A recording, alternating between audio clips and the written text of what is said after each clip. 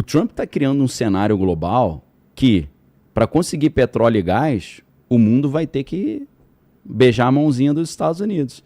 E esse processo está gerando, no final das contas, uma fuga de capital da Europa e da Ásia para dentro dos Estados Unidos. Porque os caras já entenderam que se você não tiver no circuito do hemisfério ocidental, você não tem acesso nem a petróleo, nem a gás e nem a energia. E isso traz uma sobrevida, ou quase que um renascimento das cinzas, pensando na ave fênix, né? Sim. Do dólar. Porque qual que é a história nesse sentido aqui? 1944, existe um acordo de Bretton Woods, que é o nome do lugar onde o acordo foi celebrado, em que os Estados Unidos saem dali como chefe do planeta Terra. Eles estabelecem a atual ordem mundial, que é a ordem mundial baseada em regras ali, da economia globalizada, todo mundo comercializando com todo mundo, usando o dólar como moeda de valor, e o dólar atrelado ao ouro, tendo lastro em ouro. Isso é um acordo de Bretton Woods. Só que o que acontece? Olha lá as fotinhas históricas, né? Nos anos 70, já não tinha mais ouro equivalente ao que tinha de dólar. Então o dólar começou a se descorrelacionar do ouro, ao ponto que Richard Nixon decidiu acabar com essa paridade. Falou, não tem mais paridade do dólar com o ouro. Você fala, então o dólar vira um papel sem valor. Porque não tem... Se eu for lá sacar... Qual é o fundamento desse papel, né? Porque o pessoal acha que a nota de uma moeda, o valor está nela, mas não está. Está em algo... Ela só representa um valor, né? Que deveria estar guardado em algum lugar. Que deveria estar ali, né? A gente entende isso quando a gente lembra da história dos templários, os cavaleiros templários, né? Hoje a gente escuta falar de cavaleiro templário, você lembra de maçonaria, sociedade secreta, ou então das grandes cruzadas. Mas é exatamente no contexto das grandes cruzadas que surge um negócio muito interessante que fez os templários dominarem a Europa e o mundo conhecido na época. Os caras inventaram o cheque, né? Exatamente. O que eles faziam? Os templários, que na verdade eram cavaleiros hospitaleiros da Ordem de São João, que tinha até voto de pobreza, os caras eram soldados religiosos, né? E eles tinham postos ali no caminho da Europa até a Terra Prometida para garantir a segurança dos peregrinos que estavam indo até a Terra Prometida, e eles também ajudaram na reconquista ali da Terra Prometida por causa das cruzadas, né? Sim. Então, o que acontece? Ao mesmo tempo que eles tinham um posto na Europa, ali em Roma, eles tinham um posto lá em Jerusalém. Então você não precisava levar o teu dinheiro para Jerusalém com risco de ser assaltado no meio do caminho. Inclusive, no meio do caminho tinham vilas de onde às vezes saíam os assaltantes. Por isso que ele chamava esses caras de vilões. Que é o cara que saía da vila para assaltar. É daí que vem a palavra? A palavra vilão é o morador da vila, sacanagem, né? Aqui em São Paulo tem tanta vila legal, né? Lá no Rio não tem essas paradas muito de vila, não, é mais aqui em São Paulo. Então, o que eles faziam? Eles falavam, meu querido, você não precisa levar teu dinheiro nessa viagem perigosa. Deixa o teu dinheiro com a gente aqui na Europa, eu te dou um recibo, e quando você chegar lá na Terra Prometida, você entrega o recibo e pega o dinheiro, porque o dinheiro a gente tem lá também. Então, depois de alguns anos, as grandes potências europeias, os grandes reinados e nobres, o dinheiro estava todo na mão dos templários. E aí o rei da França estava com uma dívida com os templários. E é claro que ele não queria pagar essa dívida, né? Então, o que a história vai dizer? Que ele começou a inventar difamações contra os templários, dizendo que eles eram bruxos, satanistas, que adoravam Bafomé e por aí vai. Até que teve aquela sexta-feira 13, que se eu não estou enganado é de 1332. Depois conferem para mim o dia que eles atacaram os templários.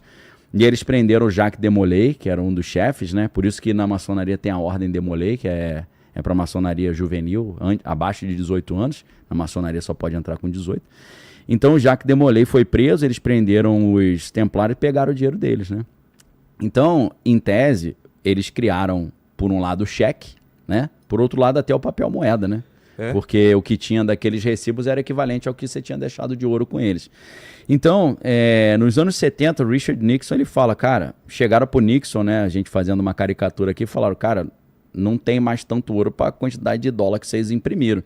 Aí falaram, então quebra essa paridade. Aí os caras falam, mas aí a moeda não vai ter valor, vai ser uma moeda falsa. Aí ele fala, não, a gente vai resolver. Aí ele chama o seu alto funcionário Henry Kissinger e fala, vai lá conversar com os caras lá do Oriente Médio. Aí nos anos 70 surge o acordo de Bretton Woods 2.0, que foi meio informal, que foi o seguinte: Henry Kissinger chega para a Arábia Saudita e fala, olha, se vocês só venderem petróleo aceitando dólar, a gente protege vocês. E aí surge o petrodólar. Então, desde os anos 70, a razão de ser do dólar é porque todo país no mundo, antes de comprar energia, petróleo, por exemplo, tem que comprar dólar. Então, como todo mundo precisa de energia, todo mundo acabou precisando de dólar também, todo mundo ficou amarrado ao dólar, porque os países do Oriente Médio só vendiam petróleo aceitando dólar. Mas aí o que acontece, Vilela? Saddam Hussein começa a vender petróleo aceitando euro.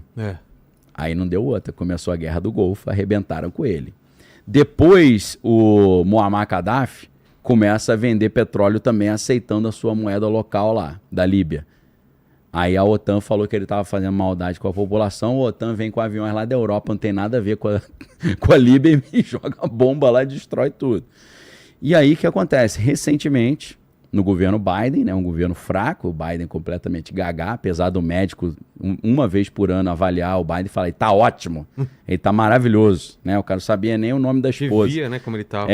Você fala, cara, realmente, como é que a medicina se corrompe assim, né? Ele tá ótimo, tá tudo perfeito. E aí o que aconteceu? Os países do Golfo começaram mais uma vez a vender petróleo, aceitando yuan, rublo. Yuan é chinês, né? Rublo é russo, rúpia que é indiana. E aí, meus amigos, sempre que algum país tentou quebrar o petrodólar, aceitando outra moeda para vender petróleo, os Estados Unidos arrumaram a guerra. Então estava na cara de quem conhece o que aconteceu com Saddam Hussein e com Muammar Gaddafi, que o Trump ia arrebentar com esses caras. O que ele começou a fazer de forma mais direta agora dia 28 de fevereiro de 2026. Só que dessa vez, Vilela, ele não está querendo chegar para esses países, se continuar vendendo petróleo aceitando outra moeda, eu arrebento, hein, porque senão tu vai me atrapalhar aqui no petrodólar. Dessa vez ele falou, não, vou destruir esses caras mesmo. Nossa. Eu não quero mais depender desses caras. Então, se o petrodólar dependia do petróleo no Oriente Médio, não depende mais, porque antes de atacar o Oriente Médio, Trump garantiu o acesso à maior reserva de petróleo do planeta Terra, que é a Venezuela. Então não tem mais petrodólar. E a galera não entendeu isso ainda. Cara, isso é uma mudança que a gente está falando vigorou dos anos 70 até agora, em 2026. Não tem mais. Por quê? Porque agora os americanos decidiram. Esses caras sacanearam a gente, eu não quero mais depender deles.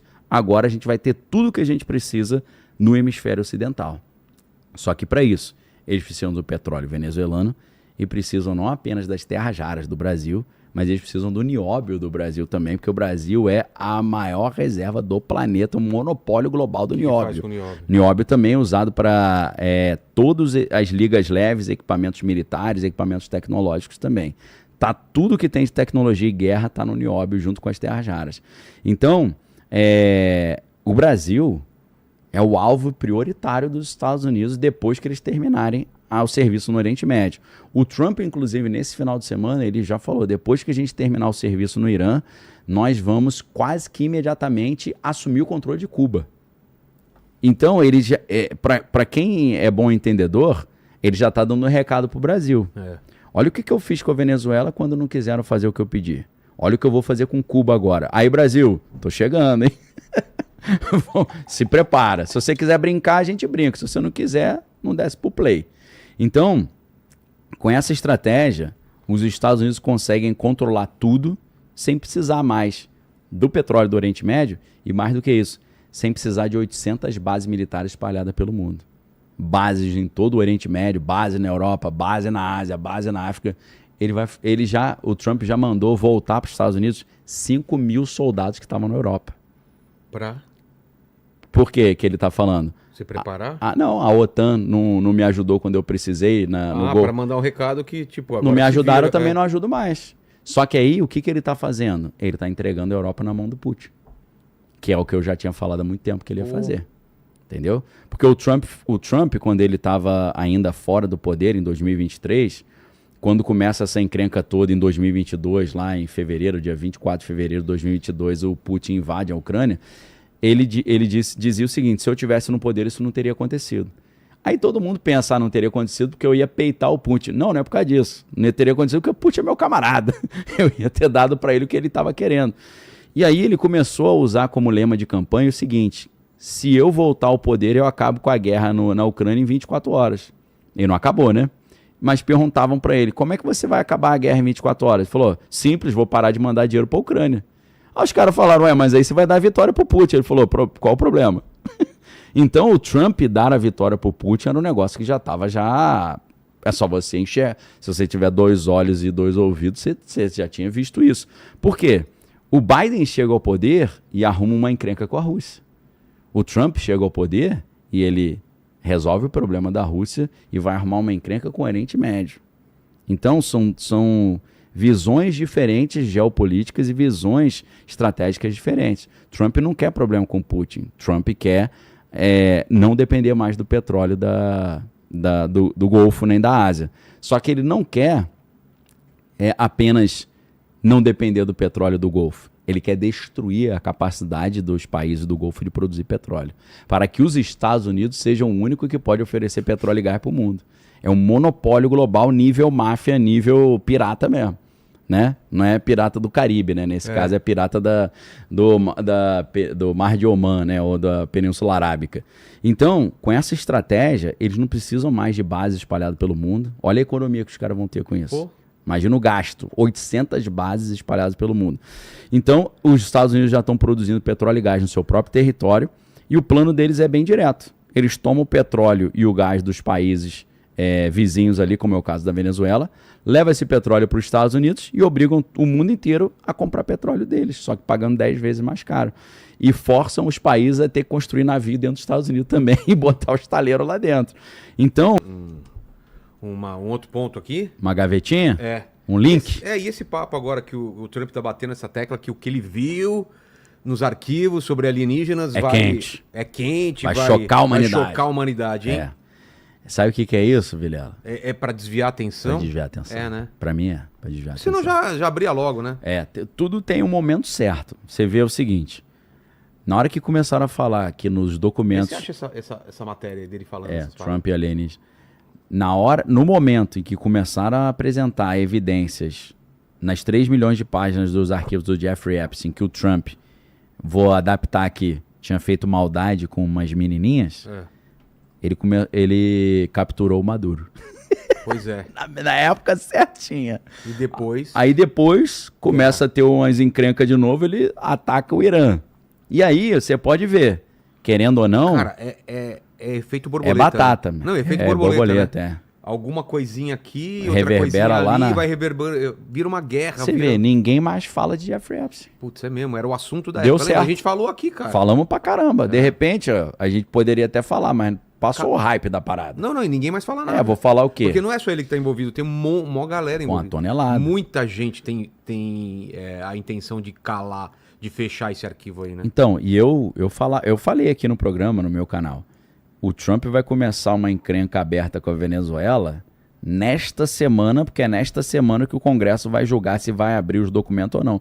Ele julgou na semana seguinte. Ele começou a encrenca Peraí, o teólogo Teólogo? Teólogo da conspiração, e fala aí, você que mandou a mensagem aqui pra mim. Teólogo não, teórico. Né? Teórico. Teólogo é outra coisa, além dele ser teórico, ele ainda... Conspirações teológicas, Exato. Né? Aí já é o Jean Valjean, né? Mandar um abraço pra ele. Então, tem uma teoria que fala que os próximos ataques terroristas em cima dos Estados Unidos, por exemplo, seriam bagunçando o piloto automático do Tesla, pra fazer ele ficar maluco e, sei lá, atropelar a pessoa na rua, um bater com o outro, que daí seria um ataque que você só precisaria hackear um sistema. Que é o filme lá que ele falou. É o filme. Exato, e bagunçar tudo. No filme eles mostram isso. O mundo depois de nós. Ah lá, arquivo secreto dos Estados Unidos sobre OVNIs serão revelados em breve de Trump, mas tem ele ou no X, em algum lugar, falando assim, vocês vão ficar aterrorizados com que eu vi as coisas. Ou seja, ele tá fazendo o teaser, ele já tá criando o frisson ali, cozinhando, para que na hora que ele precisar, ele solta isso. O que eu suspeito, Vilela? Vamos supor que o Trump ele já tem um plano para fazer um ataque por terra contra o Irã. Na hora que ele for fazer esse ataque, ele solta os negócios de alienígena, ele vai estar barbarizando todo mundo no Irã e a galera vai estar falando do alienígena. Pois é. Talvez seja isso. É uma das teorias que a galera tá levantando. Isso eu vou dar um exemplo de algo que aconteceu agora. Por quê? Porque em 1900 saiu um documento da CIA antigo, dos anos 50, que dá uma confirmação disso. Em 1954 ou 53, se eu não estou enganado, os Estados Unidos invadiram a Guatemala. Tá? Depois até confere aí para mim, né? Invasão americana na Guatemala. Aí você pergunta, por que os americanos invadiram a Guatemala? Os caras entraram na Guatemala com soldado, tanque de guerra, com tudo. Por que eles fizeram isso atropelando a soberania nacional dos pobres coitados lá da Guatemala? Segundo a opinião oficial do governo americano, é porque os caras eram comunistas e estavam fazendo maldade com a população. Tipo Gaddafi.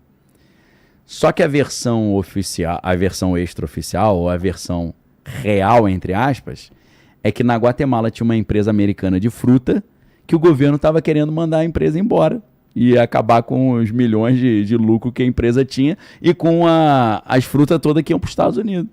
Então, para proteger... Aí você fica preocupado, porque aqui os caras falam do nosso Pix. O cara fala das Big Techs aqui começa que a gente assim. não tá tratando tão bem. Começa assim. Aí fala que tem uma célula de espionagem chinesa no uma base secreta Nordeste, chinesa, né? Acho que no Nordeste. Cara... Aí começa assim. Aí você vai ver a base chinesa, são 4 chineses lá que estão jogando dominó. Aí quer taxar as facções aqui de terrorista. Então... Começa assim. Então, aí sabe o que aconteceu, Vilela? O documento da CIA era um documento do governo americano mandando para a mídia americana, os veículos de mídia, falando, olha, precisamos da ajuda de vocês para desviar o assunto do que a gente está fazendo na Guatemala. Por favor, inventem histórias sobre alienígenas e coisas escabrosas, tipo... Libera arquivo, libera foto, vídeo. É tipo assim, a mulher barbada, a criança que nasceu com 2 cabeças. Que os caras assim, fala do arquivo Epstein. Olha lá, a mula sem cabeça. A mula sem cabeça passou, cara. Isso, cara. Então você vê, desde os anos 50... Mas será que o negócio desse cola no final das contas? Tá colando, né? Cola, a guerra... Os caras são capazes de fazer qualquer coisa, né? É tipo assim, ó, o Trump já queria assumir o controle do petróleo venezuelano. Em vez dele fazer isso no dia seguinte, ele falou, calma, vamos fazer isso na hora certa. Que aí eu mato 2 coelhos, né? Porque aí eu pego o petróleo e eu desvio o foco também do Epstein. Controla o Exato. Estreito de Hormuz, né? E eu tô achando, controla o Estreito de Hormuz e destrói tudo lá, até os amigos dele, né? Eu acho que esse negócio de papo alienígena que tá pipocando agora é por causa disso. Pô, já pensou? Vai ter o filme também agora? O Disclosure Day, né? Eu vi o trailer aí. Eu preciso fazer um xixizinho, você prefere manda brasa.